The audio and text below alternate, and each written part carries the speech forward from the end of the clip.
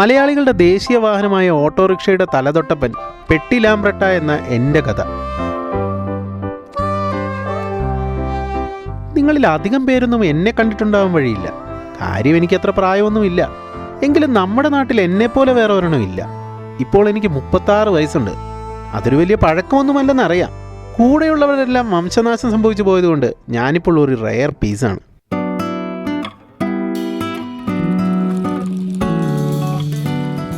ടെക്നോളജികൾ മാറിയപ്പോൾ ഞങ്ങളൊക്കെ വളരെ പെട്ടെന്ന് പഴയതായി പോയെന്നേ. പെട്രോൾ ഓട്ടോകൾ മാറി ഡീസൽ വന്നു, അത് മാറിപ്പോൾ ഇലക്ട്രിക് വരെയായി. ആ കാലത്താണ് ഞാൻ വന്ന് നിങ്ങളോട് ഈ കഥ പറയുന്നത്. നിങ്ങളെപ്പോലുള്ള കുറച്ച് വണ്ടിപ്രാന്തന്മാരുള്ളതുകൊണ്ട് ഞങ്ങൾക്കൊക്കെ ഇങ്ങനെ വരാൻ പറ്റി.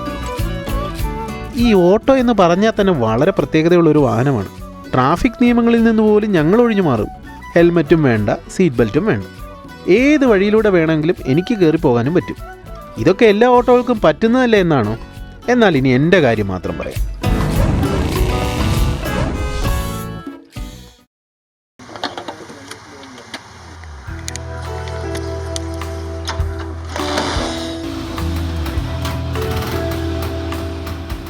ആയിരത്തി 1987 മോഡൽ API 3 വീലറാണ്.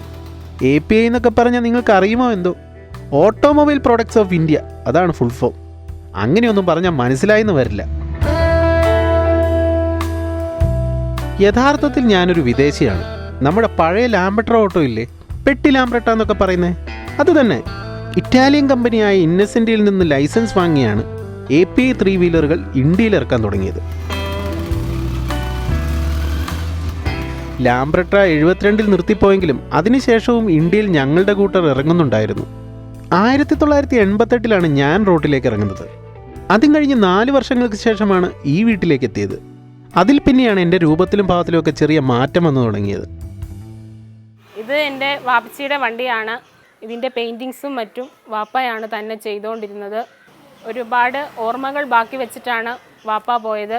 കൊച്ചാപ്പയാണ് ഇത് ഉപയോഗിച്ച് മുന്നോട്ട് കൊണ്ടു നടക്കുന്നത്. ഒരു കലാകാരൻ്റെ കയ്യിലുള്ള വാഹനമാണെന്ന് പ്രത്യേകം എടുത്തു പറയേണ്ടതില്ലല്ലോ. എൻ്റെ ഈ രൂപം കാണുന്ന എല്ലാവർക്കും ഒരു കൗതുകമാണെന്നേ.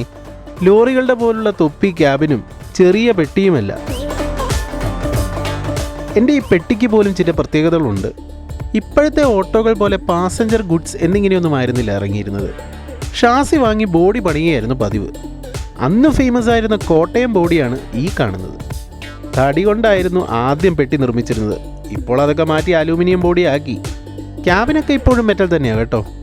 കോട്ടയം ബോഡി എന്ന് പറഞ്ഞ ഒരു പ്രത്യേക ഷേപ്പായിരുന്നു. പഴയ ലാംബ്രട്ട ഇറങ്ങിയ ഒരു മോഡൽ ഉണ്ടായിരുന്നല്ലോ, ആ ലാംബ്രട്ടയും ബോഡി ചെയ്തെടുക്കുമായിരുന്നു. ജെയ്സേ വരുള്ളൂ. ആ API വണ്ടി ജെയ്സേ വരുള്ളൂ. അത് പാസഞ്ചറും ഗുഡ്സും അങ്ങനെയായിരുന്നു. ഇനി സ്പെക്കൊക്കെ നോക്കുകയാണെങ്കിൽ API ഫ്രണ്ട് എഞ്ചിൻ വരുന്ന ഓട്ടോറിക്ഷയാണ്.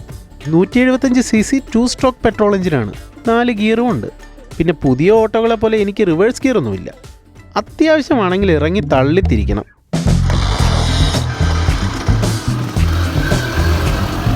പിന്നെ എൻ്റെ ഏറ്റവും വലിയ പ്രത്യേകത ഈ കിക്ക് സ്റ്റാർട്ട് തന്നെയാണ്.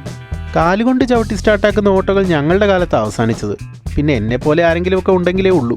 ആ പഴയ 2 സ്ട്രോക്ക് എഞ്ചിൻ്റെ ശബ്ദം ചിലപ്പോൾ നൊസ്റ്റാൾജിയൊക്കെ തോന്നിപ്പിച്ചേക്കാം.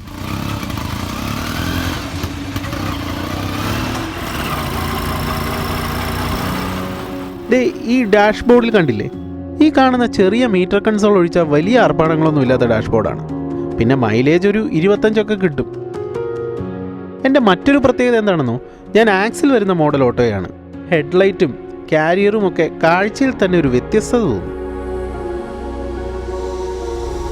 ഇപ്പം പഴയ പോലെ ഓടാനൊന്നും പറ്റില്ലെന്നേ, മുതലാളി പോയി. പിന്നെ ഇവിടെ ഇങ്ങനെ കഴുകി തുടച്ചിടുമെന്നല്ലാതെ പുറത്തേക്ക് പോക്കൊന്നുമില്ല. എന്തെങ്കിലും ആവശ്യമുണ്ടെങ്കിൽ മുതലാളിയുടെ അനിയൻ വരും. പുറത്തേക്ക് പോയിട്ട് വലിയ കാര്യമൊന്നുമില്ലെന്നേ. പുതിയ പിള്ളേരൊക്കെ ഒരുപാടുണ്ട്. അവരുടെ കൂടെ ഒന്നും ഓടാൻ വയ്യ. പണ്ടൊക്കെ ഞാൻ പുലിയായിരുന്നു. കാലം മാറിയില്ലേ. പിന്നെ അത്യാവശ്യമാണെങ്കിൽ ഞാനൊരു കൈ നോക്കും.